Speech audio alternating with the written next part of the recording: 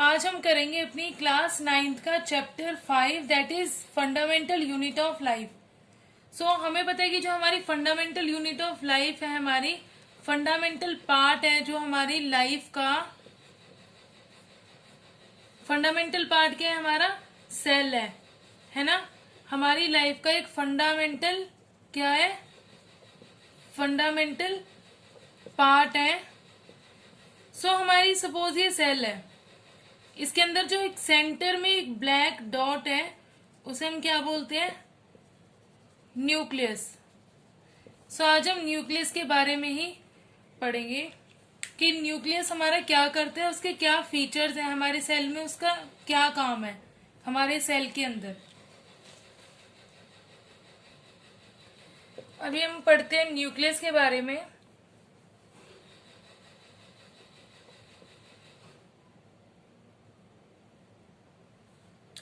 सबसे पहले जो हमारी सेल है, सेल के अंदर क्या होता है, हमारे सेंटर में, जैसे ये हमारी सेल है, इसके सेंटर में क्या होता है हमारा, ये क्या है, एक न्यूक्लियस है ना। ये हमारी सेल है, ये हमारी सेल का क्या है, स्ट्रक्चर है। उसके सेंटर में हमारा ये जो न्यूक्लियस है ये बहुत ज्यादा रोल प्ले करता है हमारी सेल के अंदर, क्योंकि न्यूक्लियस के अंदर हमारे क्या कंटेन होते हैं, न्यूक्लियस के अंदर होता है हमारा न्यूक्लियर मेम्ब्रेन। क्या कंटेन होता है हमारा, न्यूक्लियर मेम्ब्रेन। ये क्या करता है, इसका क्या काम है, जो हमारा न्यूक्लियस है ये हमारे सेंटर में है ना। जो हमारे न्यूक्लियर मेम्ब्रेन है ये किसके अंदर है, हमारे न्यूक्लियस के अंदर है। ये क्या करता है हमारा, it is A double layer covering of the nucleus. हमारी न्यूक्लियस के ऊपर जो एक कवरिंग है वो किस चीज की है, हमारी न्यूक्लियर मेम्ब्रेन की। तो हम क्या बोलते हैं इसको, it is a double layer covering of the nucleus. हमारी जो न्यूक्लियस है, जो सेल के अंदर है, सेल का सेंटर जो पार्ट है हमारा न्यूक्लियस है, उसके ऊपर जो डबल लेयर कवरिंग है ये किस चीज की है, हमारी न्यूक्लियर मेम्ब्रेन की डबल लेयर कवरिंग है। अब जो हमारा न्यूक्लियर मेम्ब्रेन है, न्यूक्लियर मेम्ब्रेन ये कैसा होता है, ये हमारा पोर्स जैसा बना होता है। ये कैसे होता है, काफी ज्यादा पोरस होता है, बहुत ज्यादा पोरस होता है। और ये क्या करता है, it allows the material transfer from the nucleus. जो हमारा न्यूक्लियस है उससे जो मटेरियल है वो क्या हो, ट्रांसफर हो जाए easily inside the nucleus and outside the nucleus, from the nucleus.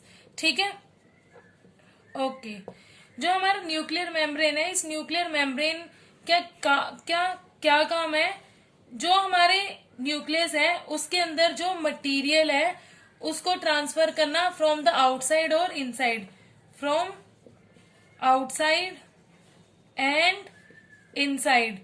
कहाँ से, न्यूक्लियस के अंदर से और न्यूक्लियस के बाहर से मटेरियल को क्या करना, ट्रांसफर करना। ये बहुत ज्यादा पोरस होता है हमारा न्यूक्लियर मेम्ब्रेन, और किसके अंदर प्रेजेंट होता है, हमारे न्यूक्लियस के आउटर कवरिंग होती है। आउटर कवरिंग जो किसकी बनी होती है, डबल लेयर कवरिंग है हमारे न्यूक्लियस के ऊपर, किस चीज की, हमारी न्यूक्लियर मेम्ब्रेन की। और ये बहुत ज्यादा पोरस होता है।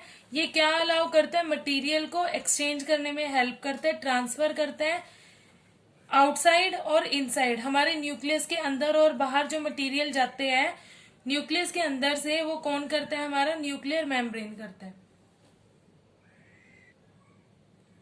उसके बाद हम करते हैं कि हमारे न्यूक्लियस के अंदर क्या क्या चीज प्रेजेंट होती है। न्यूक्लियस कंटेन लाइक क्रोमोसोम्स, और क्रोमोसोम्स के अंदर क्या होता है, हमारा डीएनए। तो अभी हम उन्हीं के बारे में पढ़ते हैं।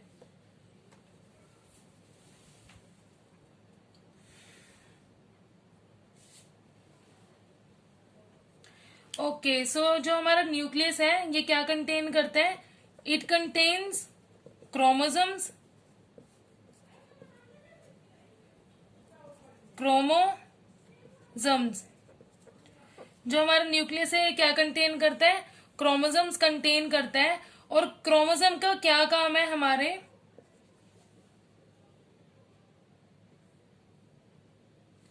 सो क्रोमोसोम का क्या काम है, ये क्या करते हैं, ये इंफॉर्मेशन कंटेन करता है।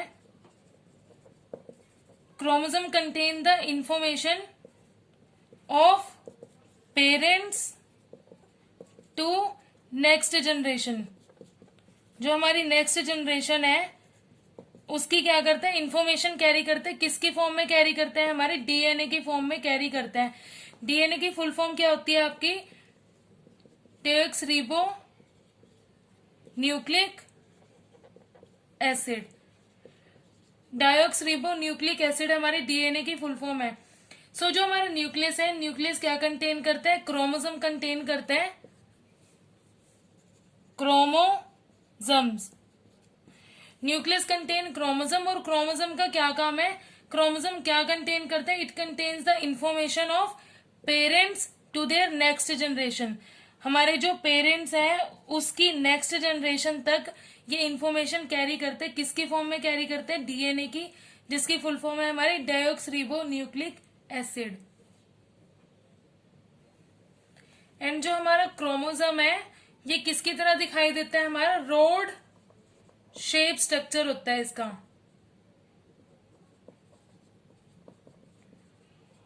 किसकी तरह दिखाई देता है हमारा, ये एक रोड शेप स्ट्रक्चर होता है।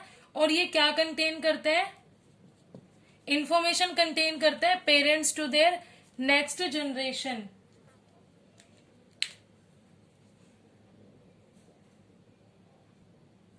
एंड जो हमारा क्रोमोसोम है वो किस चीज का बना होता है, हमारा DNA and some proteins. So chromosomes are composed of DNA and proteins.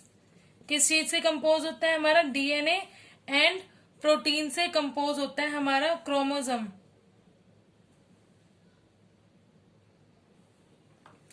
उसके बाद हम करते हैं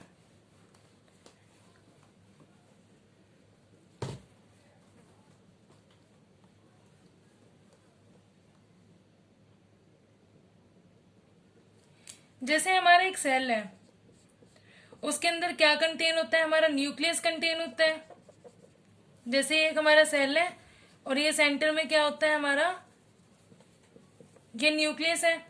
अब जो हमारा न्यूक्लियस है उसके अंदर हमने अभी पढ़ा था क्या प्रेजेंट होता है, हमारा न्यूक्लियर मेम्ब्रेन प्रेजेंट होता है। बट जो हमारा न्यूक्लियस है उसके अंदर हमारा क्रोमोसोम्स भी प्रेजेंट होते हैं, है ना। जो हमारे क्रोमोसोम है उसके अंदर हमारा क्या प्रेजेंट होता है, क्या कंटेन करते हैं क्रोमोसोम, डीएनए कंटेन करते हैं, डायोक्सरीबो न्यूक्लिक एसिड। क्रोमोसोम हमारा क्या कंटेन करता है, डीएनए कंटेन करते हैं and some proteins are contained. तो जो हमारा क्रोमोसोम है उसके अंदर क्या होता है, हमारा डीएनए होता है, और डीएनए के अंदर क्या होते हैं हमारे जीन्स। जो हमारे जीन्स है वो एक फंडामेंटल, एक छोटा सा फंडामेंटल पार्ट है हमारा। जैसे हमारा सेल एक फंडामेंटल पार्ट है लाइफ का, तो सेल के अंदर जो हमारा न्यूक्लियस है ये क्या कंटेन करते हैं, हमारे क्रोमोसोम। क्रोमोसोम क्या कंटेन करते हैं, हमारे डीएनए। डीएनए क्या करते हैं, हमारे जीन्स। और ये क्या देते हैं हमें, इंफॉर्मेशन सोर्स है हमारे parental information, parents to their generation.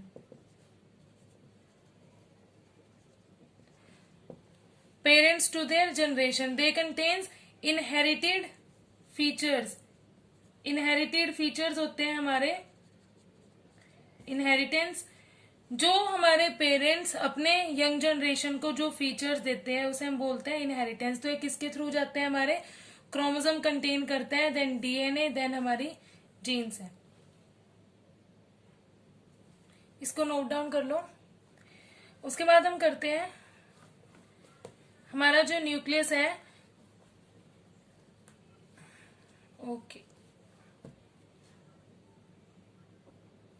जैसे हमें पता है कि हमारा जो न्यूक्लियस है वो क्या रोल प्ले करते हैं, it plays a central role in cellular reproduction में। हमारे जो सेल्स है उसकी रिप्रोडक्शन के अंदर, सेल्स के क्या करने में, रिप्रोड्यूस के लिए, रिप्रोडक्शन में हमारा न्यूक्लियस बहुत ज्यादा हेल्पफुल होता है, बहुत ज्यादा एक सेंट्रल रोल प्ले करता है।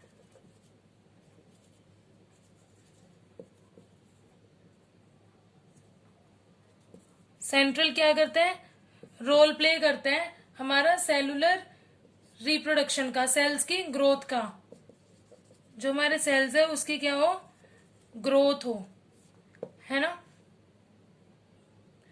अब हमारी कितनी टाइप्स की सेल है, एक आता है हमारा प्रोकैरियोट्स, प्रोकैरियोटिक सेल्स, एंड दूसरी हमारी आती है यूकैरियोटिक सेल्स, है ना। एक आती है हमारी प्रोकैरियोटिक सेल्स, एक आती है हमारी यूकैरियोटिक सेल्स। जैसे हमारे जो बैक्टीरियाज हैं उसके अंदर कुछ बैक्टीरियाज होते हैं जिनके अंदर हमारी प्रोकैरियोटिक सेल्स होती है, और कुछ बैक्टीरियाज होते हैं हमारे जिनके अंदर यूकैरियोटिक सेल्स होती है। अभी हम उसी के बारे में पढ़ेंगे अलग अलग से, कि हमारी जो प्रोकैरियोटिक सेल्स है उसके अंदर जो न्यूक्लियस है वो प्रेजेंट होता है, और न्यूक्लियर मेम्ब्रेन प्रेजेंट होता है या नहीं होता। और जो हमारी यूकैरियोटिक सेल्स है, जैसे हमारी पहली है प्रोकैरियोटिक सेल। अब हमारे कुछ बैक्टीरियाज होते हैं, कुछ बैक्टीरियाज के अंदर हमारे क्या प्रेजेंट नहीं होता, न्यूक्लियर मेम्ब्रेन प्रेजेंट नहीं होता। अगर हमारे सेल के अंदर, सेल की जो न्यूक्लियस है उस न्यूक्लियस के अंदर न्यूक्लियर मेम्ब्रेन प्रेजेंट नहीं होता, तो वो हमारे कौन से सेल होते हैं, प्रोकैरियोटिक सेल। वेरएज हमारे यूकैरियोटिक सेल्स कौन से होते हैं, यूकैरियोटिक सेल्स वो होते हैं जो हमारे कुछ बैक्टीरियाज हैं उनके अंदर न्यूक्लियस के अंदर, हमारे न्यूक्लियस के अंदर क्या प्रेजेंट होता है, if nuclear membrane is present. Nuclear membrane क्या होगा, अगर प्रेजेंट होगा तो उसे हम क्या बोलते हैं, यूकैरियोटिक सेल्स हम बोलते हैं। सो आई होप आपको ये चीज समझ आई। सो इसी के साथ आज का हमारा टॉपिक यहीं पे कंप्लीट होता है। अपनी नेक्स्ट क्लास में मिलेंगे अपने नेक्स्ट टॉपिक के साथ। Thank you so much.